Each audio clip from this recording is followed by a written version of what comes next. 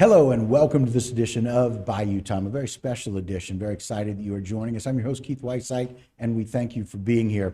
You know, it's a special Bayou Time because it's designed to bring everybody into the local area with some of the facts about what will happen to our area schools when it comes to transgender bathrooms and locker rooms. And so we have a combination of elected officials and concerned citizens who want to speak out on some of these concerns about the transgender policies locally that may have an interesting federal angle on them. So joining myself is Martin False today and a number of members as well. Let's go down to Martin now. We have a very important guest, the Solicitor General. And Scott, what's your role with the Attorney General's office? Could you start with that? Sure. I think Liz Murrow would be upset if she learned that you called me the Solicitor General. I'm her deputy. Her deputy. Your promotion. I appreciate it. Our shop handles complex federal litigation for the state and federal appeals, anything that's headed for the U.S. Supreme Court, or when we want to take offensive action against the administration. You've probably seen some of the litigation over offshore drilling, things of that nature. That's handled by the solicitor's shop. How long have you been with the Attorney General? Almost 5 years. You could tell he's there. Look at his dress. Very nicely dressed. So That's exactly Keith, right. He's bringing it. He'll be standing by for questions. Yeah, and we're going to do that and come to both you and he in just a moment. Want to introduce the rest of our panel to you. We have Ms. Vicki Cloutier, who is with We the People, the Bayou community, right? Vicki, welcome to the program. Thank you. Anything you want to start with?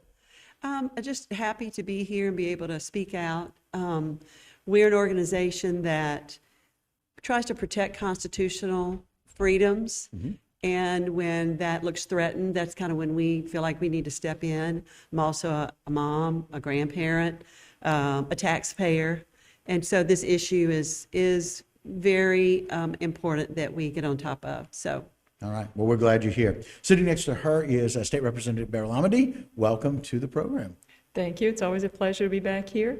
I'm happy to be able to participate in this conversation today because I've been getting a lot of phone calls and emails about these issues, and the legislature is, excuse me, is not going to be back in session until next year. So right. I'm kind of hoping that everything gets straightened out before we have to bring any bills. Yeah, and we certainly want to bring updates as we get them, and we're hoping to be able to do that. Sitting next to her is a very concerned citizen and parent, Don Crowdis. Don, thank you for joining us. Thank you very much. I appreciate the invite and the ability to get to speak to the public about the issue. As you mentioned, I am a concerned citizen. I'm a parent of 3 children, but I'm also a grandparent now of 3 children, 2 granddaughters. And just thank you for the opportunity to be able to speak out. Very good. And rounding out our panel, very glad to have Shanna Juricic with us. She is not only a Lafourche Parish school teacher, but more importantly, a parent when it comes to this issue.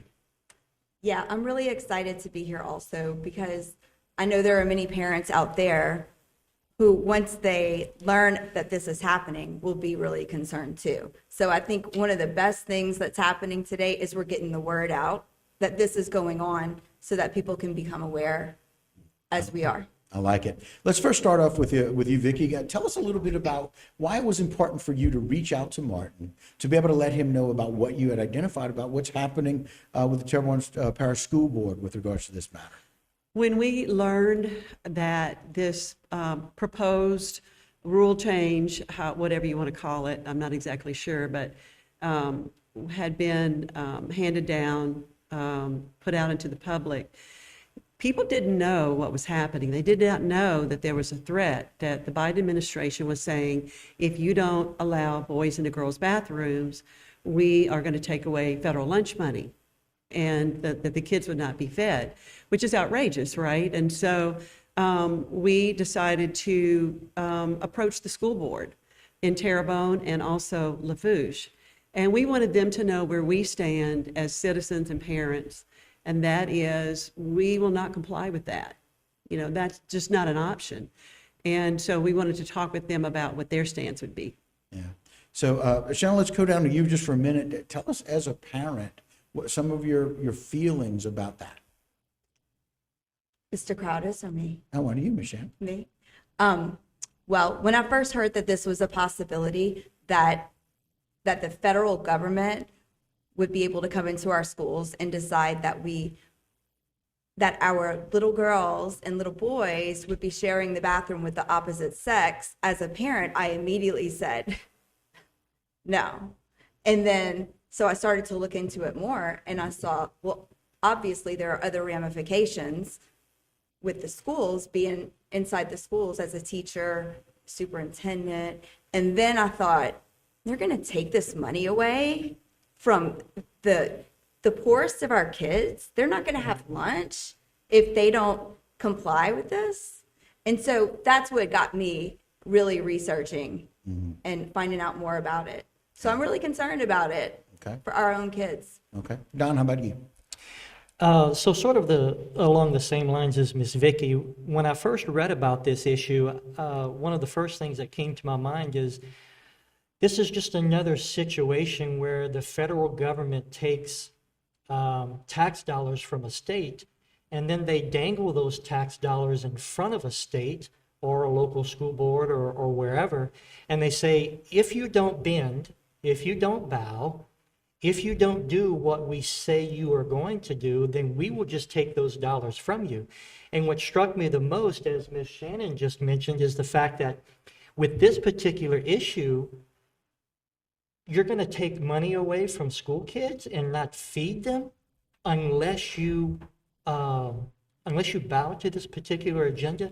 And that struck me as something as very dangerous. Right. And that's what led me to sort of get involved. Well, we're glad you're here. Thank We're you. glad y'all have shared. We're going to hear from the other people as well. So you don't go anywhere. We have a whole lot more coming to you about this issue. Don't go anywhere. Bayou Time will return right after this break. Leg pain, swelling, or ulcers can be signs of vascular disease in the legs. This lack of blood flow can lead to amputation if not treated. Varicose or spider veins may also be signs of venous disease and are more than just a cosmetic problem. Trust the most advanced team of leg pain specialists at Cardiovascular Institute of the South to reopen blockages in the legs and offer minimally invasive in-clinic vein treatments. If you experience leg pain, swelling, or have visible veins, schedule an appointment with us today at cardio.com.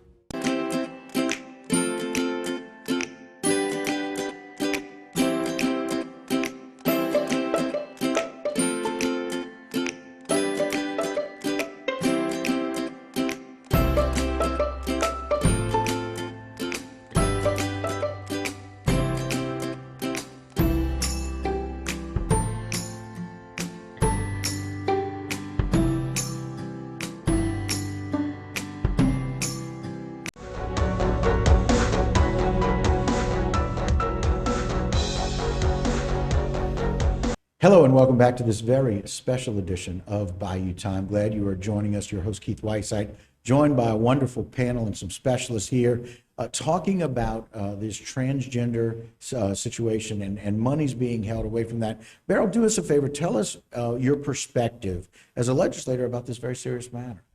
Sure, I'd be happy to. I consider this whole situation nothing more than bully tactics. We have three distinct branches of government, and we have them as separate branches for a reason. And whenever I see someone issuing an executive order that's going to affect policy in multiple agencies, that's going to trickle down to the local level, and it's something that I know the people I represent would not appreciate, then I'm just very displeased. I think that that's a stretch. It's an overreach, it's an abuse of power, and I'm hoping that in the near future, we'll be able to take certain actions that can put a stop to that. Right. And again, you mentioned earlier that you guys don't meet for another session until next year. And so I know you're really hoping that we get some clarification. I guess the best person to help us with that clarification is Scott. So Martin, let's go back down to you. Yeah, so Scott, you heard Representative Amedee say bully tactics. Is it bully tactics? Does the president have a mandate? What's your opinion on that? Shaking kids down for their lunch money, that's the quintessential example of bullying. The issue here is the president really doesn't have a mandate from the American people. It was a close election. He doesn't have a huge majority in Congress. So it's very difficult for the administration to make anything happen through the legal process. So the administration is resorting to bullying, where, dear colleague, if you don't do this action, you may take away your kid's lunch money. And that's exactly what we're seeing here.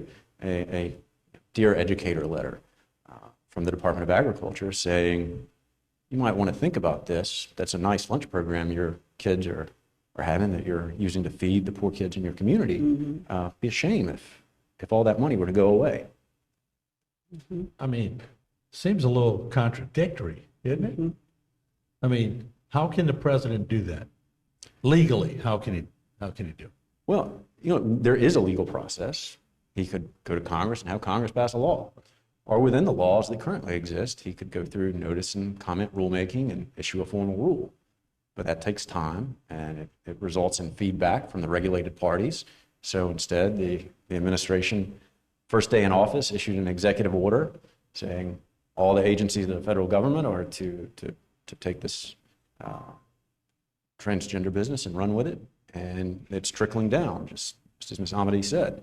And so we're seeing, we saw it first with the Department of Education, Department of Justice, and the EEOC. General Landry got a preliminary injunction in Tennessee, I believe it was last week, in joining that. Unfortunately, the Department of Agriculture, which runs the school lunch program, was not part of that.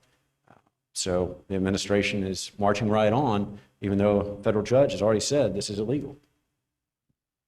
New times, new procedures, it seems. And Keith, maybe they have questions from the panel to Scott. Yeah. Does anybody have any particular questions with regards to that? Such a great question, Martin. Vicky, we start with you. Is there a particular question that we have in there for Scott? The question I keep getting is, what's going to happen? They ask me specific things, and my answer these days is, that's a great question, because things are very up in the air. So are you saying that as time goes on and litigation goes forth, then we'll know more and more about how this is going to play out? I think that's right. The administration seems to have taken a tack of, you can't catch them all. And certainly the conservative attorney generals have been very busy taking the administration to court and trying to maintain the rule of law. So it will take some time. Beryl, any questions for Scott? Do you think that waiting on litigation is our best tactic right now? Or is there something else you would suggest that we can do, either legislators or just the general public? What steps can we take to speed things up and bring sanity back? Ultimately, it boils down to voting matters. It matters. It matters who you elect. We have an administration in office that doesn't seem to care about the rule of law. And we have that administration having at least a thin majority in Congress, so it's not policed. Every vote matters. It's good. Yeah. Don, question for Scott? So one of the questions that I would have is, having spoken to the Attorney General's office earlier, a couple of weeks ago, they indicated that this particular lawsuit was an injunction against the mandate or the Biden administration's ruling. So is it safe to say that school superintendents and school boards are on hold in implementing any sort of piece of this this rule at this particular moment? Shouldn't everything be on hold right now? Unfortunately, going back to the rule of law, who you sue matters. And the General Slattery in Tennessee led a coalition of more than a dozen states, and we did get an injunction. But that injunction runs against the U.S. Department of Justice, the U.S. Department of Education, and the U.S. EEOC. Unfortunately, the school lunch program is run through the Department of Agriculture, which is not part of that injunction. So even though it's the very same issue, that injunction does not cover the Department of Agriculture. Mm-hmm. And so it's really some good questions. We're going to have to take another short break, but when we come back, I want to talk a little bit about how you think kids will feel about mingling and or what this may mean for relationships at school. So we're going to talk about that and a whole lot more. So guys, don't go anywhere. We're going to come back with discussing this issue, the transgender issues, the laws that impact it, and some of the injunctions that may take place far away from where we are. Don't go anywhere. We'll be right back with a special edition of Bayou Time.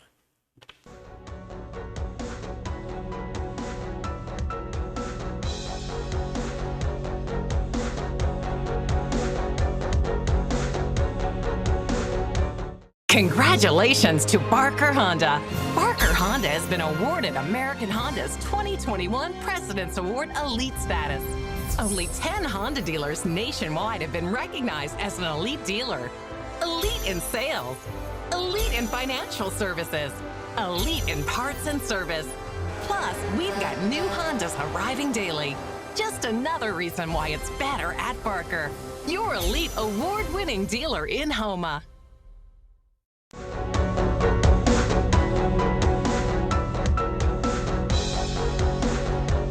Hello and welcome back to this very special edition of Bayou Time as we continue our discussion talking about the importance and the implications that come from this idea of transgender bathrooms and transgender locker rooms. And Shanna, I apologize, we weren't able to give you enough time to ask a question. If you had something that you wanted to ask of Scott that we were talking about in the last segment.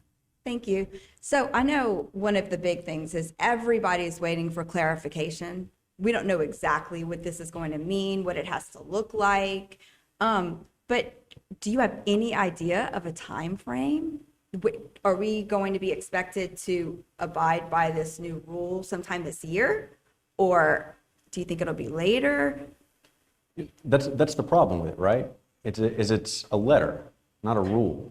And when the federal government goes through the legal process and does notice and comment rulemaking, there are deadlines, there are things that have to be considered, effect on state and local regulations, state and local budgets, but that's not the path the administration took.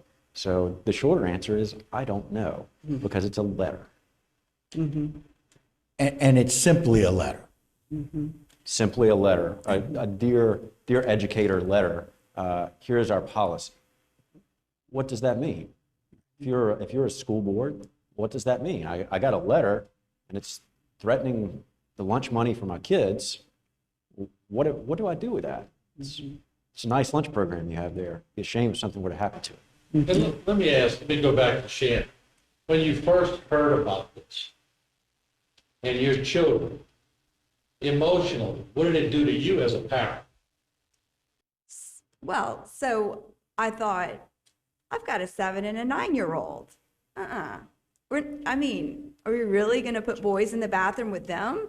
And then I felt like I need to learn a lot more about this. And so we were able to communicate with each other and find out more and more and ask questions, because we have to know. We have to know if this is going to happen, when is it going to happen? So, it brought about a lot of fear, I think, because we don't know. And it's a great question, Martin. So, Beryl, one of those other things is, what does this do and how does it impact our schools and potential additional costs? We're all dealing with recovery from Ida, where all of these the school boards are just trying to find a way to get back into school. In fact, some of these schools have temporary locations. And what would the implications mean for the cost of having to do something differently? Right. It's a shame that we don't have any particular timeline. There are no certainties at this point because, as you said, we're still in the process of rebuilding a number of schools in both parishes. And I tell you, if you've ever built anything, you've got the architectural design phase and you've got other phases. Well, we don't know right now whether we need to put in anything different with the restrooms. Do we need to put additional restrooms? Do we need to make every restroom an individual restroom? We just don't know. And so if we just build brand new facilities this school year, and then all of these changes go into effect by next school year, where's the money going to come from? Yeah. So ultimately, there's this bullying effort and threat to say that we are going to take away your money for feeding kids, but we're going to have to find a way to pay more money to potentially make changes to the school that you just had to rebuild. Yes, I think it would be. So how inane does that sound? Right, and it would be cheaper, honestly, to find money ourselves to provide the food because of the cost of building. Right. And changing code and having to go with those kinds of things. So it sort of launches the question, Keith, of if we don't get the money from the federal government, how do we get the money? Any ideas? Vicki, answer that question for me. Vicki's raising her hand. Yeah, exactly. I like that. Don will answer after that.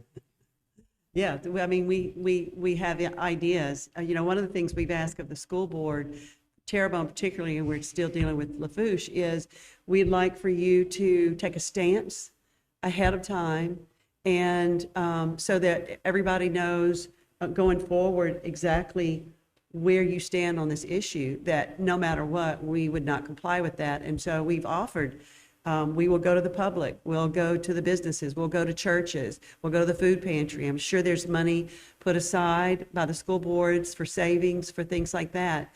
And take a year and work through providing the food for the kids, because we're not going to let anybody go hungry.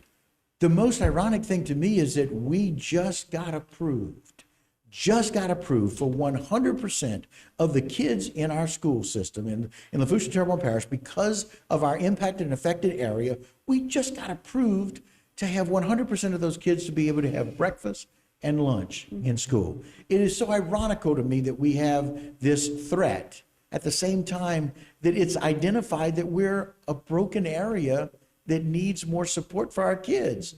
And then we have the threat to take it away. So Don, I apologize. We only got about a minute left in this segment. If you want to update us for a minute, that's awesome.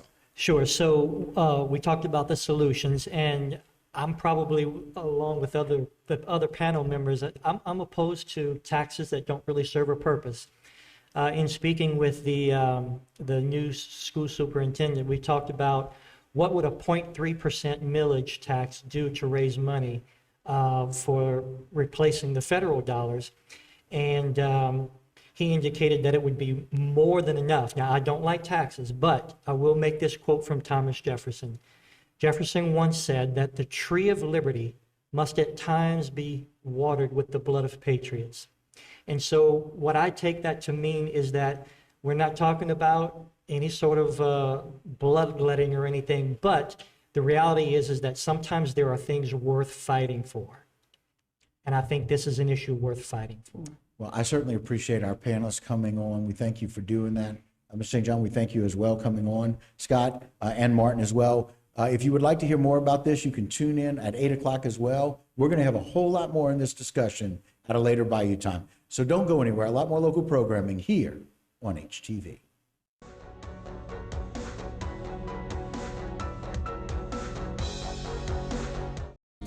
Here at South Louisiana Bank, we support our neighbors, the organizers, the helpers, the leaders, the dreamers.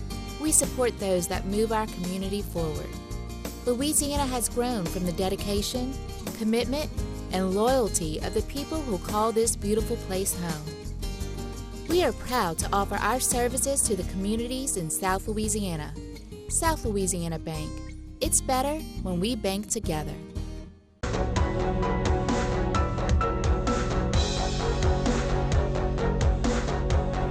Hello and welcome to this special edition of Bayou Time. I'm your host, Keith Whiteside, licensed clinical social worker. Thank you so much for joining us. We are now continuing a discussion that we're having with a panel and some special guests here.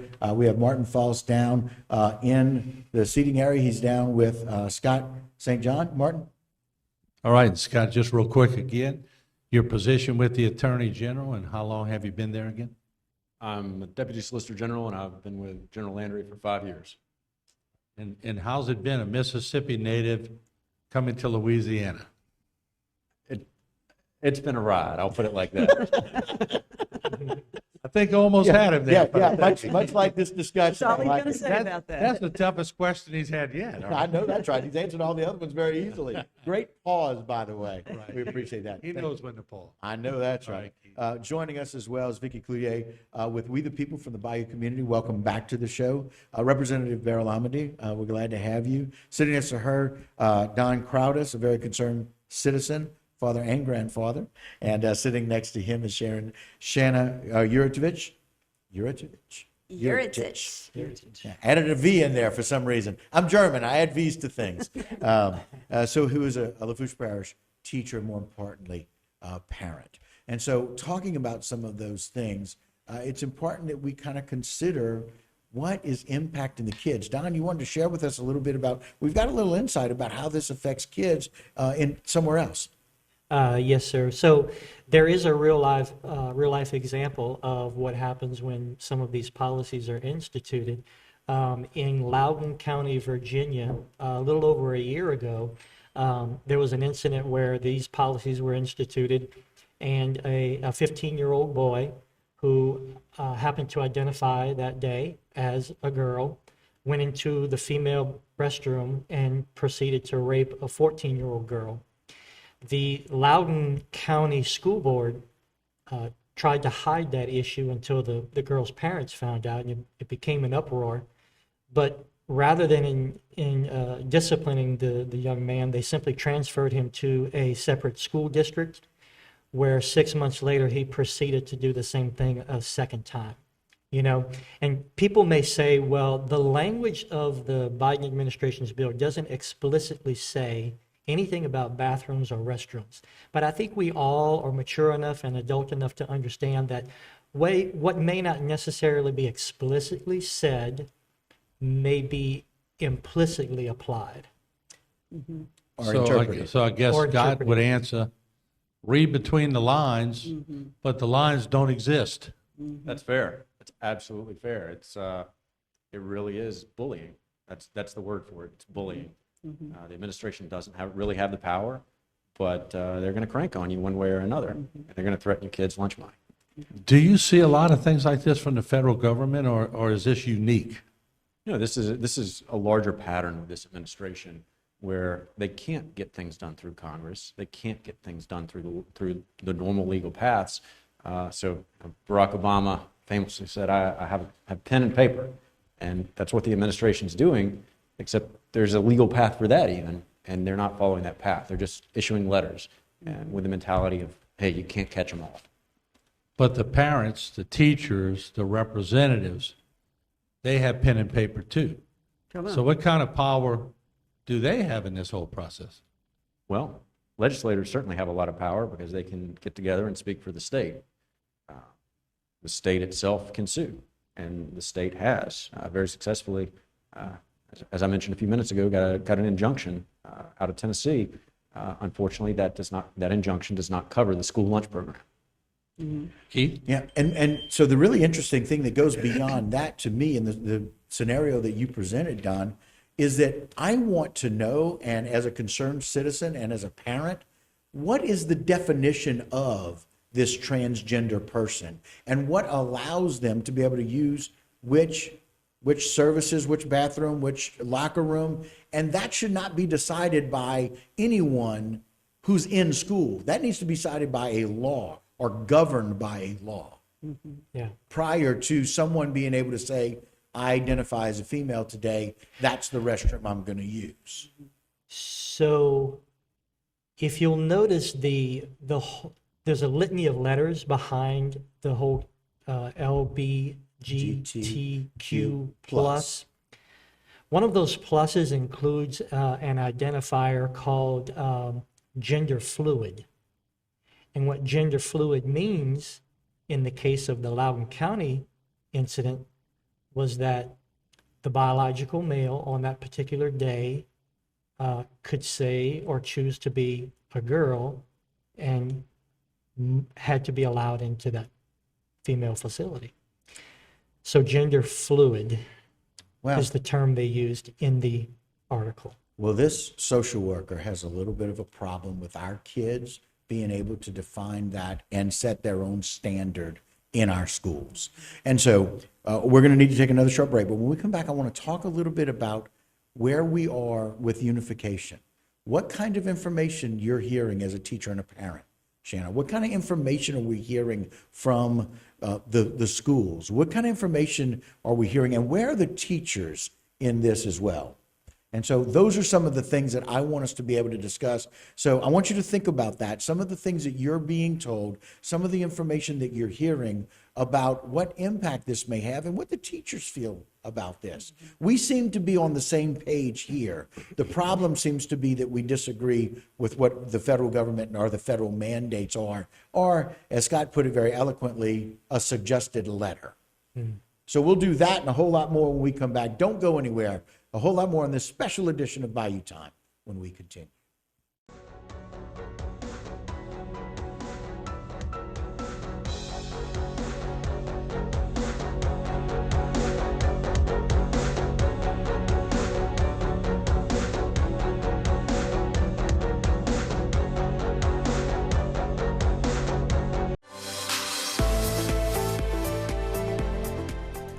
Hi, I'm Rhonda Alford, your host for To Your Health with Terrebonne General Health System. Our weekly show provides the latest in healthcare specialties only offered by Terrebonne General. Join us each Wednesday at 7 p.m. to stay up to date with the latest innovations in health. Terrebonne General provides healthcare breakthroughs in cardiology, cancer care, women's health, health and wellness, and much more. You don't want to miss our next To Your Health. See you then. In the aftermath of Hurricane Ida, insurance companies may try to pay you much less than your losses or even deny your claim altogether. St. Martin and Bork and Hoffa are partnering together to help you during this difficult time. Our hurricane insurance recovery attorneys will fight for you and your loved ones. Go to myidaclaim.com for your free case review today. Never give up because your insurance company has denied your claim, and never accept a lowball offer. Let St. Martin and Bork and Hoffa help you weather the storm. Visit myidaclaim.com today.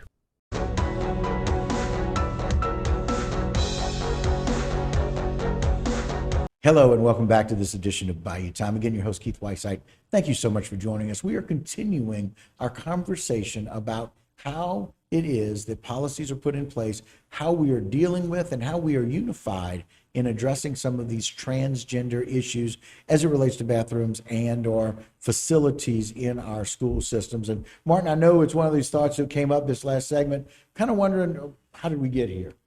It's sort of blowing my mind as I'm sitting here listening to it. It's very deep. It really is deep. So, Vicki, on We the People's board or membership, what are you hearing? What's the consensus? Because I know a lot of people are talking. What's the message that is resonating in y'all meetings? The message is the people are coming together, people are waking up, people have power when we come together and say no. We're not afraid to say no. You know, we were talking a while ago, we've heard about this kind of thing for a while, and you just kind of scratch your head and think, well, that could never happen here. I mean, that's not going to happen, but it is. And so I think a lot of us are waking up and recognizing we have a voice and we do have power as citizens and taxpayers to stand up and stop this. But did you ever think you'd be using time on resources like this when you should be calling Representative Barrow Amity and saying, okay, we need roads here, we need levees, we need floodgates, we need and I could really turn. We need food for the kids. Yeah, I could really turn to Mr. St. John and say, did you ever think you would be dealing with an issue like this? You know, I wish I could say I was surprised, but I'm not. It's par for the course where everything is decided through litigation. The executive overreaches and do it again and again and again, and the only way to push back is through litigation. It's not the way America was meant to happen. Let me go back to Vicki and get the pulse, of We the People. It's our job to protect the children, number one. And as adults, we put aside everything else except doing what's right for the kids. You know, we said to the school board, we know that you love freedom and we appreciate that, but we have to love our kids' freedom even more than we love our own. And we need to fight back that if there is this threat and this push. I love, Donna, you mentioned earlier in the program that you know what, maybe there's a way to work around this if the government pushes and we do everything we can, litigation through government, and we aren't able to, we'll still find a way as a community to take care of our kids and make up for that money if we have to. And I love the fact that that's been part of the discussion because we are pretty united here about making sure we take care of the kids, right? Hey, let me ask something, Keith, real quick. Because it hit me while we were talking. I want to address Shanna. I asked Shanna about how she felt. And I'm not trying to bring kids into the equation. We don't want names or anything, but what are the kids saying? I'll be honest, nobody knows this is happening. Unless you're with us and you've been talking about it, nobody knows that this is happening. So I feel like the biggest thing we need to do is talk about this. I've talked to my daughters about it. Mama, where are you going? Well, I'm going to talk about this. And they think it's crazy. They think it's crazy, but they don't understand the ramifications of it. But so when we talked about what are teachers saying, nothing, because they don't know about it, because that's the way this works, right? It's our job to get this out. It's our job to talk about it, Right. because unless we do, no one else will. And before we know it, here it is. Yep, that's Here it is in our schools, and we had no idea it was coming. I do want to make this point. For anyone who's listening to this, this is not the citizens against our school board. No. This is not us against the schools. We are fighting the federal system. That's where our fight is. So please, no one take this as we should come against our school board. We need to fight with them. We need to support them and let them know that we're opposed to this.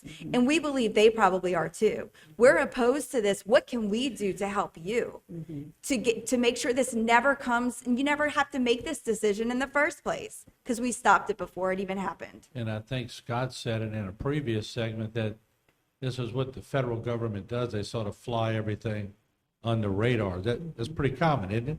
It is. It is. It's this whole hidden world of regulations that the American public never sees. You know, it's if you're the subject of the regulation, well, yeah, you'll see it. But you know, your moms and your dads, they never see it. They don't read the Federal Register. They don't get the Dear Colleague letter that threatens millions and millions of dollars in funding.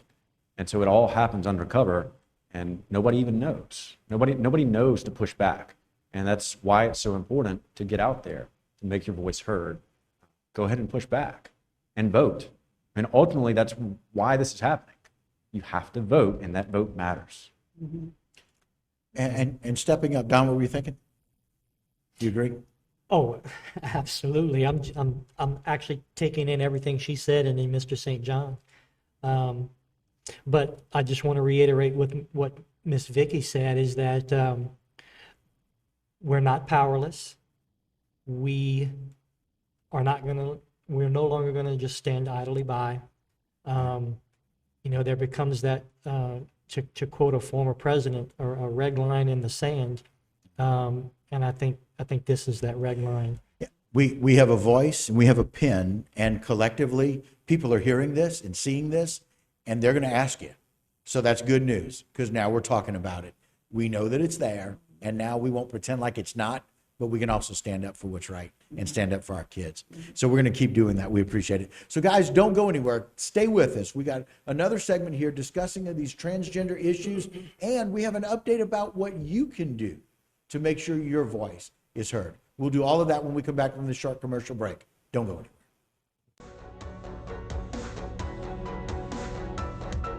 Insurance companies often deny, delay, don't pay enough.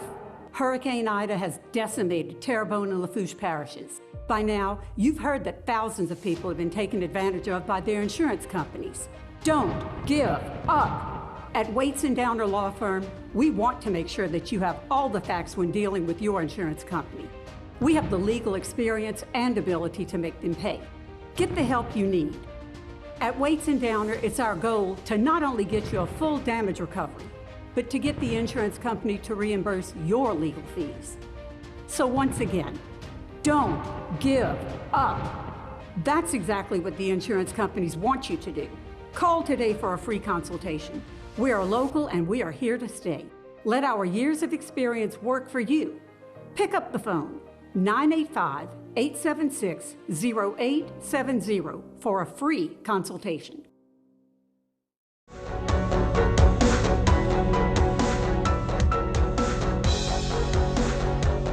Hello and welcome back to this very special edition of Bayou Time. Very glad you're joining us along with our panelists and our special guests as we conclude our discussion about these transgender issues, the impact that our federal government is trying to slide in, and some of the bullying that they are doing with some of our educators about making sure that we do what they say or they're going to take away funding. And so one of those things that we need to do is know what it is that people can do.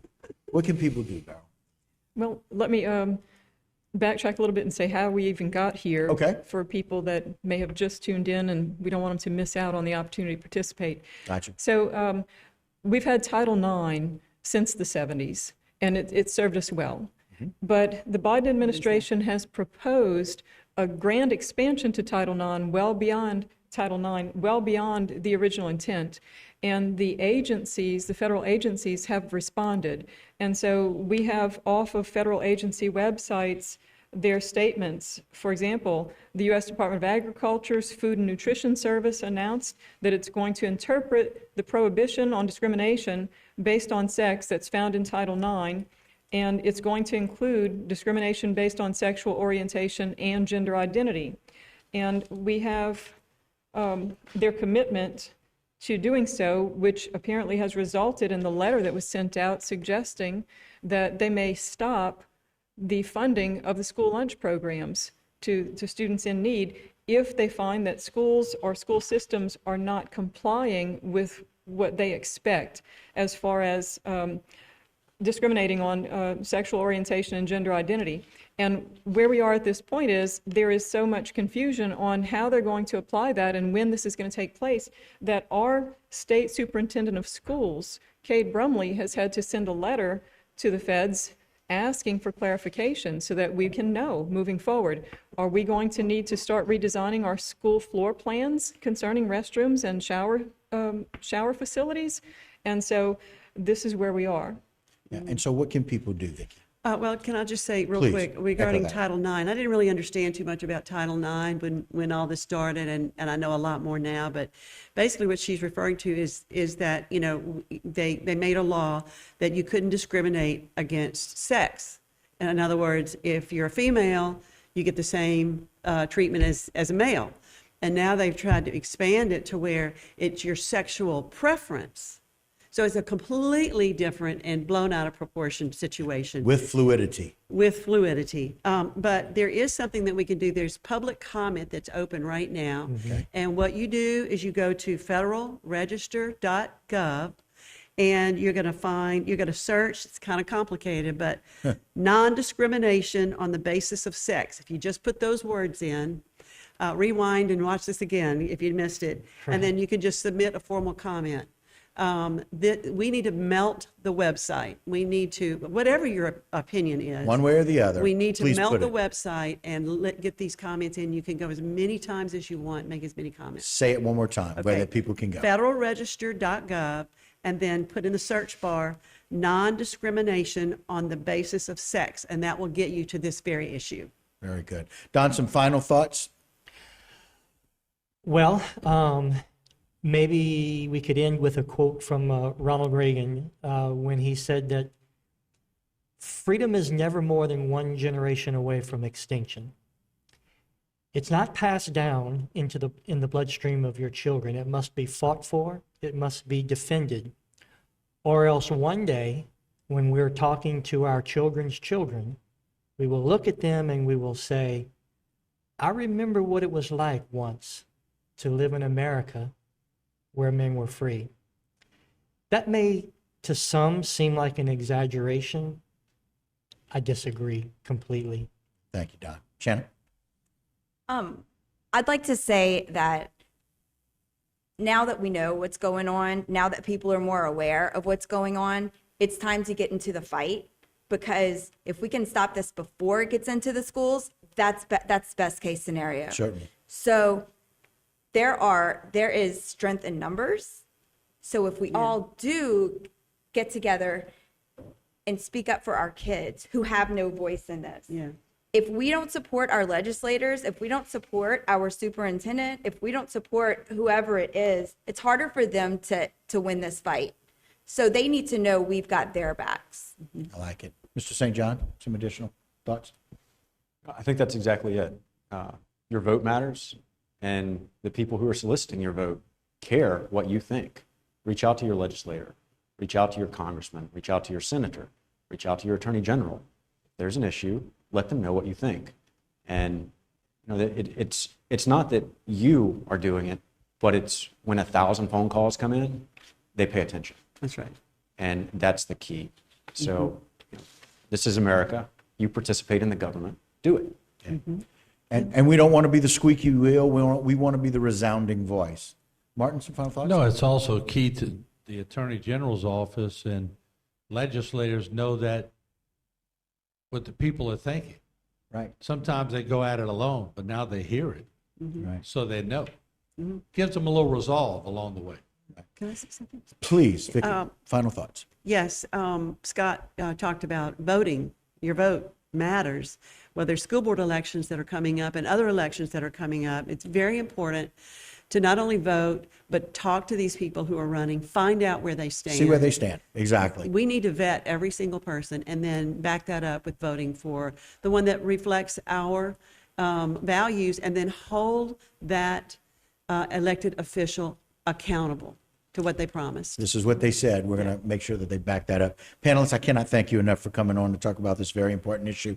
Martin, thank you for joining us. Mr. St. John as well. We very much appreciate it. And ladies and gentlemen, we appreciate you. More importantly, we want you to know that your voice can be heard.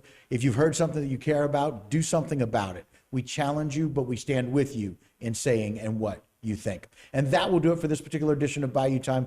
Don't go anywhere. A lot more local programming here on HTV.